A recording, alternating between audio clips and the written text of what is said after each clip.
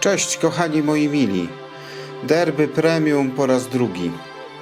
Tym razem oceniam na 4, bo trochę podrażnień, bardzo delikatne szarpania, choć tak nieistotne, że najchętniej bym postawił 4 z koroną. Ktoś mógłby powiedzieć, że się czepiam, bo żyletka naprawdę dobrze mnie ogoliła, ale muszę być choć trochę obiektywny w tym subiektywnym goleniu. Oto takie masło maślane. Co nie zmienia faktu, że to kolejna żyletka z koroną, czyli z chęcią będę po nią sięgał również w innych maszynkach. Co wcale oczywiście nie znaczy, że w tych innych będzie dla mnie równie miła i łaskawa, co w Mentorze. Zatem do następnego golenia. Siemka, cześć!